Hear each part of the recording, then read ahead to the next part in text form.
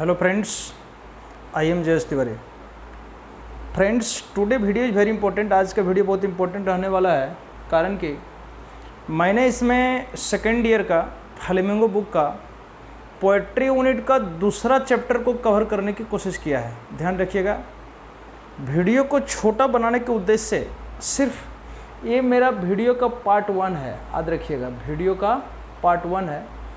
Part 2 और part 3 हम next day हम अपलोड करेंगे। तब तक के लिए स्टांजा 1 जो कि एलिमेंट्री स्कूल क्लासरूम इन सलम का लिया हुआ है, इसको हम प्रस्तुत कर रहे हैं। ध्यान रखिएगा, ये वीडियो खास करके सेकेंड ईयर स्टूडेंट्स के लिए बहुत इंपॉर्टेंट है जो पोएट्री यूनिट को कवर करना चाहते हैं। और इस चैप्टर का नाम है एलिमेंट्री स्कूल क्लासरूम इन सलम। सलम का मतलब होता है गंदे। गंदे स्कूल में, ध्यान दीजिएगा, एलिमेंट्री स्कूल क्लासरूम इन सलम, गंदे बस्ती में प्राथमिक विद्यालय कमरा। हिंदी क्या हुआ? गंदे बस्ती में प्राथमिक विद्यालय कमरा। ध्यान दीजिएगा, दिस पोएम, यह जो पोएम है so has been written by Stephen Spender, और इनका पूरा नाम है स्टीफन हारोल्ड स्पेंडर। याद रखिएगा, स्टीफन हारोल्ड स्पेंडर। चलो let us some discuss about poets. हम लोग पोएट के बारे में कुछ जानकारी प्राप्त कर लेते हैं। स्टीफन स्पेंडर का जन्म देखिए 28 फरवरी 1909 यानी इंग्लैंड में हुआ था। कहाँ हुआ था? इंग्लैंड में हुआ था। डाइट देखिए मैंने लिखा है 16 जुलाई 1995 में, ये भी तुम्हारा इंग्लैंड में हुआ था। ठीक है, हम लोग जान लेते हैं कि ये जो स्टीफन स्पेंडर है किस किस नाम से जाने जाते हैं। ये पोएट भी रहे हैं, एसाइस्ट निबंधकार रहे हैं, नोवेलिस्ट भी रहे हैं, जिसको उपन्यासकार कहते हैं। स्टडीड किस कॉलेज से किए थे दोस्तों? ये स्टडीज़ है यूनिवर्सिटी कॉलेज ऑक्सफोर्ड से पढ़े थे। इनको अवार्डेड किया गया था गोल्डन पेन अवार्ड 1995 में, गोल्डन पेन अवार्ड के नाम से अवार्ड किया गया। इनका देखिए स्टीफन स्पेंडर का कुछ रिटन वर्क्स है। हम ये गारंटी नहीं करते हैं कि 6 ही रिटन वर्क्स है। He has written many novels, he has written many essays, he has written many poems, but some are discuss है। लेकिन कुछ यहाँ पर डिस्कस किया गया है। डिस्कस क्या किया गया है? कब बुक लिखे, इसका नाम हम मैंने मेंशन कर दिया है। स्पिरिचुअल एक्सरसाइज, इनका एक तो किताब छपा था 1943 में, याद रखिएगा। पोएम्स ऑफ डेडिकेशन इन्होंने लिखे हैं 1947 में। द एज ऑफ बीइंग इन्होंने लिखे हैं 1949 में। द गॉड दैट फेल्ड इन्होंने लिखा 1949 में। वर्ल्ड विद इन वर्ल्ड इन्होंने लिखा 1951 में। और एलिमेंट्री स्कूल क्लासरूम इन ए सलम का पब्लिकेशन 1964 में हुआ। ध्यान दीजिएगा, ये पोएम का पब्लिकेशन 1964 में हुआ है। ध्यान दीजिएगा, थ्रू दिस पोएम, इस पोएम के माध्यम से द पोएट स्टीफन स्पेंडर, कवि जो स्टीफन स्पेंडर हैं, deals about the themes of social injustice and class inequalities. समझ रहे हैं?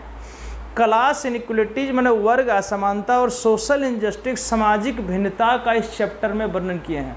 He has discussed some features of children, ऐसे चिल्ड्रेन का, ऐसे बच्चों का इन्होंने फीचर्स को डिस्कस किया है जो हु आर स्टडिंग इन सलम्स, जो सलम्स स्कूल में पढ़ रहे हैं, एंड लिविंग इन सलम्स, और सलम्स एरिया में रह रहे हैं।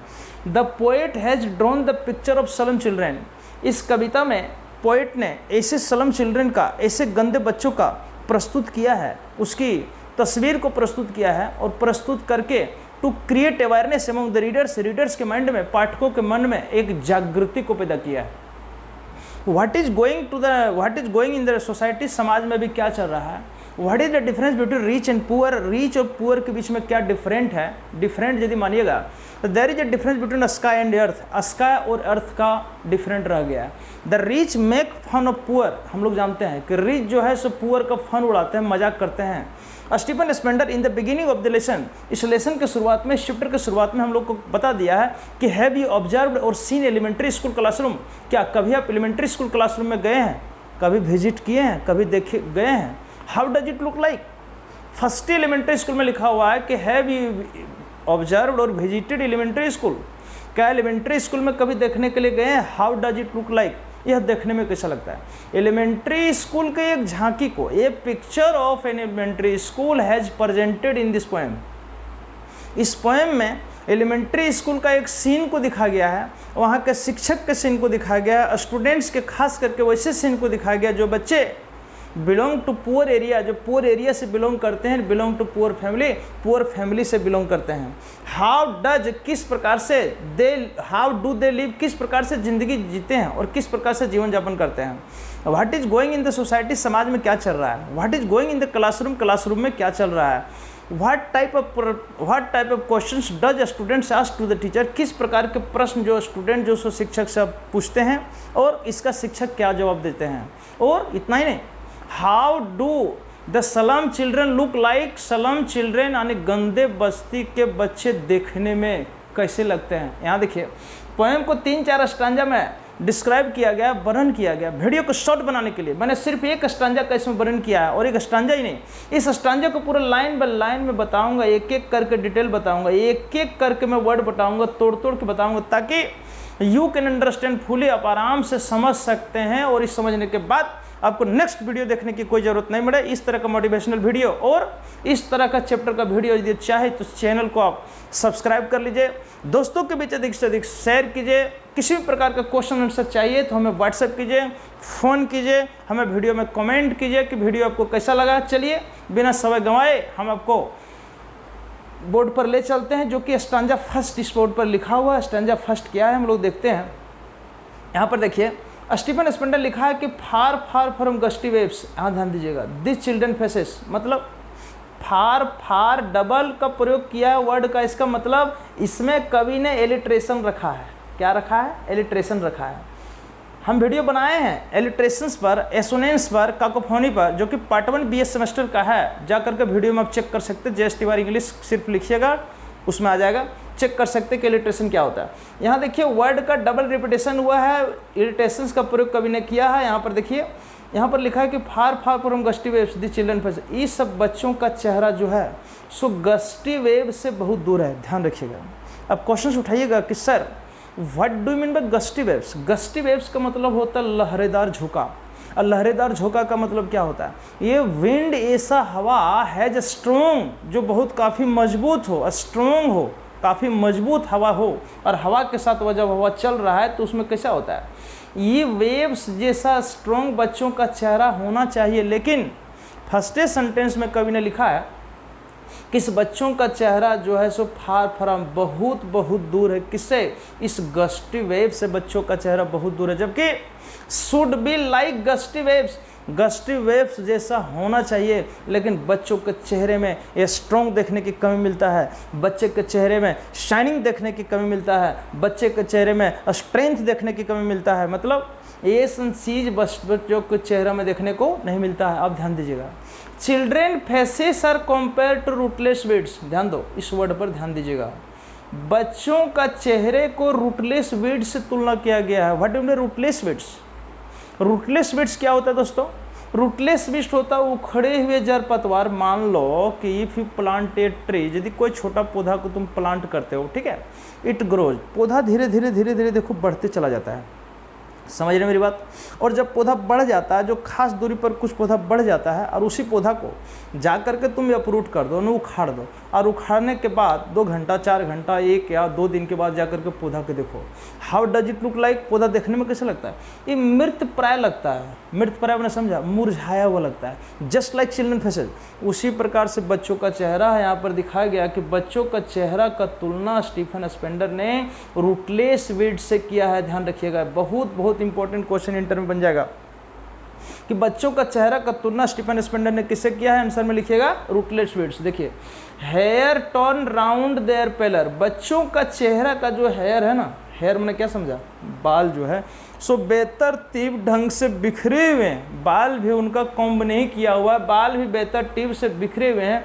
और इसके बाल में पेलर देखने को मिलता है, पीलापन देखने को मिलता है। पीलापन माने मायूसी देखने को मिलता है। ऐसा लगता है कि ऑल द चिल्ड्रेन, जितने भी बच्चे हैं, आर इल लक, सब इल लक में हैं, मतलब कि सब बच्चे बीमार हैं। All the children are ill, सब बच्चे बीमार हैं, डिजीज्ड अवस्था में है। ध्यान दीजिएगा। The tall girl with her weighed down head, उस क्लास में एक लंबी लड़की भी पढ़ रही है जिसका मस्तक जो है सो हेड जो है सो झुक गया है। ध्यान दीजिएगा। तो इस लड़की का मस्तक क्यों झुका है? ड्यू टू डिप्रेस्ड के कारण, ड्यू टू बर्डन बीमारी के बोझ के कारण, ड्यू टू डिजीज बीमारी के कारण। इस लड़की का चेहरा डिप्रेशंस के कारण, डिजीज के कारण, बर्डन के कारण क्लास में झुका हुआ। यहाँ से भी डायरेक्ट क्वेश्चंस पूछ लिए जाते हैं। Okay, the paper swimming boy, उस क्लास में एक पेपर स्विमिंग बॉय पढ़ रहा है। पेपर स्विमिंग मैंने समझा। देखिए कवि ने किस किस प्रकार से वर्ड का प्रयोग किया गया। इसी वर्ड को जब इंग्लिश ऑनर्स का क्लास हम लेते हैं तो विद्यार्थियों को पढ़ाते हैं कि सारे वर्ड जो खास करके पोएट ने पोएम में यूज किया गया, इसको कहते हैं विंज्ड वर्ड। याद रखिएगा क्या है?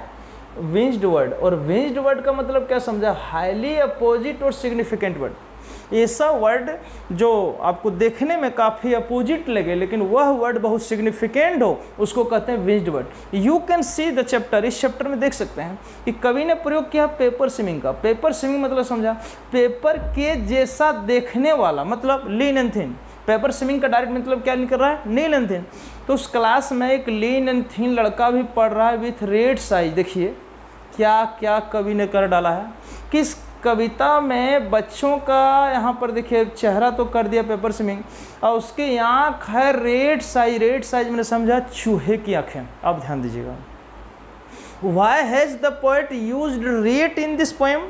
इस पोएम में कवि ने रेट का प्रयोग क्यों किया, चूहा का प्रयोग क्यों किया? इसीलिए कि rats are very agile and smart. Rat जो होता है ना बड़ी एक्टिव होता है, एजाइल होता है, फुर्तीला होता है। रेट जो होता है हमेशा ही भूखा रहता है, भोजन के तलाश में हमेशा यह चलते रहता है, खोजते रहता है, ढूंढते रहता है। और रेट जो है इसकी आंखें जो होती है स्मॉल होती है। आप लोग जानते हैं रेट की आंखें क्या होती है? स्मॉल होती है। रेट हमेशा टेम्पटेड रहता है, प्रलोभित रहता है, कुछ न कुछ खोजते रहता है। ध्यान दीजिएगा। But rate does not understand, लेकिन बेचारा चूहा, मासूम चूहा समझ नहीं पाता है कि चूहेदानी में बिस्किट या पनीर का प्रयोग उसे मुफ्त में किया दिया जा रहा है। यदि चूहा समझ लेता है कि उसे मुफ्त में पनीर क्यों मिल रहा है, मुफ्त में उसे बिस्कुट क्यों मिल रहा है, तो हमको लगता है कि बेचारा चूहा जाकर के चूहेदानी में प्रवेश नहीं करता। बच्चे का चेहरे का तुलना बच्चे का बॉडी पेपर स्विमिंग किया है और इसका आँख का तुलना रेट से किया। चूँकि आँख में हमेशा टेम्पटेड रहता है, प्रलोभन रहता है, कुछ न कुछ चाह की मांग रहता है। इस तरह से एलिमेंट्री स्कूल के बच्चों का जो आँख है उसको स्टीफन स्पेंडर ने रेट से कंपेयर कर दिया गया है। उम्मीद है कि समझ रहे हैं। The standard unlucky air of twisted bonds. Next line में कवि ने लिखा है कि एक लड़का ऐसा है जो स्टैंडर्ड है। स्टैंडर्ड का मतलब होता है नॉट डेवलप, जो पूरी तरह से ग्रोन नहीं किया है। समझ रहे हैं? Unlucky air of twisted bonds, और अपने ट्विस्टेड बॉन्ड्स का मतलब होता है टेढ़ी मेढ़ी हड्डी। टेढ़ी मेढ़ी हड्डी का यह बच्चा स्वयं में उत्तराधिकारी है। एयर का मतलब होता है उत्तराधिकारी। इस लाइन नहीं समझने तो एक बार और समझ लीजिए। मान लीजिए बच्चे का जो पिताजी है, समझा, has past the same condition of poor. Poor के कंडीशन से मैंने गरीबी कंडीशन से खुद गुजरे हैं। अगर गरीबी कंडीशन से उसके बच्चे गुजर रहे हैं, समझ रहे हैं, जनरेशन टू जनरेशन, पीढ़ी दर पीढ़ी बच्चा इस तरह से गुजर रहा है, तो बच्चा ये अनलक्की है। अनलक्की मैंने समझा नॉट लकी, जो भाग्यशाली नहीं है। काश हैड फादर, उसके पिताजी प्रोस्पेरियस, यदि उसके पिताजी धनी होते तो बच्चे भी आज धनी होते, अच्छे स्कूल में पढ़ते हैं। पिताजी उसके ऐसे कंडीशन से गुजर रहे हैं तो बच्चे भी ऐसे कंडीशन से गुजर रहे हैं। बच्चा कर क्या रहा है? रिसाइटिंग ए फादर्स नाल डिजीज। अपने पिताजी को उसका एक गांठदार बीमारी हो गया था उसके पिताजी को। वह लड़का his lesson from his desk, अपने डेस्क पर लेसन पढ़ने की बजाय अपने पिताजी के गांठदार बीमारी का सिलसिलेवार रूप से वर्णन कर रहा है। He is enumerating his father's disease. बच्चा पढ़ नहीं रहा है। The child is not reading. बच्चा पढ़ नहीं रहा, नॉट स्टडिंग, पढ़ नहीं रहा। कर क्या रहा है? अपने पिताजी के गांठदार बीमारी का सिलसिलेवार ढंग से वर्णन कर रहा है। At back of the dim class, और क्लास में यहाँ तक कि the class is not fully sufficient light. Class में पूरी तरह से सफिशिएंट लाइट प्रकाश का व्यवस्था नहीं है। पिछला जो लड़का बैठा हुआ बेंच में बिल्कुल ही डिम दिखाई दे रहा है, मतलब धुंधला दिखाई दे रहा है। तो उस धुंधले क्लास में one unnoted sweet and young, एक स्वीट लड़का बैठा हुआ है। स्वीट मैंने मिठाई नहीं समझ लीजिएगा, समझ रहे हैं? स्वीट एंड यंग का मतलब होता है सुंदर लड़का बैठा हुआ, यंग युवा लड़का बैठा हुआ है। कहाँ बैठा हुआ है? कहेगा इस लड़का के वेयर इज बॉय सिटिंग, लड़का कहाँ बैठा हुआ है, तो लिखिएगा at the dim of the class, at the back of the class, back class में बैठा हुआ है। His eyes live in a dream, उस यहाँ लड़कों के आंखों में एक सपना है, ध्यान रखिएगा, किस लड़का का, जिसका किसी और अभी ध्यान नहीं गया है या नोटेड है। Of squirrel games in the tree room other than this, ध्यान दीजिएगा, जहाँ पर एलिमेंट्री स्कूल है ना, वहीं पर बगल में एक तो ट्री है, ट्री मैंने समझा पेड़ है, और पेड़ पर क्या कर रहा है, इधर देखिए मेरा इंडिकेशन, पेड़ पर क्या करेगा, स्क्वायरल है, जो पेड़ के होल से, होल मैंने समझे, पेड़ के छेद से स्क्वायरल गेम कर रहा है, खेल कर रहा है, कभी निकल रहा है, अप हो रहा है, डाउन हो रहा है। तो उस बच्चे क्या कर रहे जानते हैं, सावधानी पूर्वक से उस गिलहरी के खेल को देख रहे हैं। मतलब यहाँ पर देखिए कवि ने एक स्क्वायरल का प्रयोग किया, तो स्क्वायरल भी रेड की तरह स्मार्ट होता है। ध्यान रखिएगा, जब कभी स्क्वायरल को पकड़ने की कोशिश करेंगे तो पकड़ नहीं पाएंगे, क्योंकि बहुत स्मार्ट होता है, मैंने आपसे ज़्यादा स्मार्ट स्क्वायरल होता है, ये ध्यान रखिएगा। तो स्क्वायरल जो होता है, गिलहरी जो होता है, कितना फुर्तीला होता है। तो बच्चा सिर्फ गेम को देख नहीं रहा, समझ गया, he wants to be like squirrel, squirrel जैसा एजाइल, स्क्वायरल जैसा स्मार्ट, स्क्वायरल जैसा एक्टिव, वांटेड टू बी, यह बच्चा बनना चाहता है। इसीलिए चुपचाप गिलहरी के खेल को सावधानी पूर्वक से पिछले क्लास, डिम क्लास में बैठ करके बच्चा देख रहा है। और अदर देन दिस, इसका मतलब होता है बच्चों, इस स्कूल के अतिरिक्त दूसरे जगह जाने की बच्चा सपना लेता है। ओके, ये मेरा सिर्फ पार्ट 1 हुआ। अब पार्ट 2 और पार्ट 3 हम नेक्स्ट वीडियो में डालेंगे, हम पार्ट वाइज डाल देंगे। और ये वीडियो जो रहेगा आप चैनल पर जाकर के आराम से सर्च कर सकते हैं, elementary school classroom in slum by J S. Tiwari sir, Hazaribagh. Channel आपका खुल जाएगा, चैनल में जाकर के सर्च कर सकते हैं। नेक्स्ट दिन बनाएंगे हम इसका नेक्स्ट वीडियो अच्छा लगा होगा तो शेयर कर दीजिएगा, सब्सक्राइब कर दीजिएगा, तब कि सबसे फर्स्ट इन्फॉर्मेशन आपको मिल सके। तब तक के लिए हमें इजाज़त दीजिए, धन्यवाद।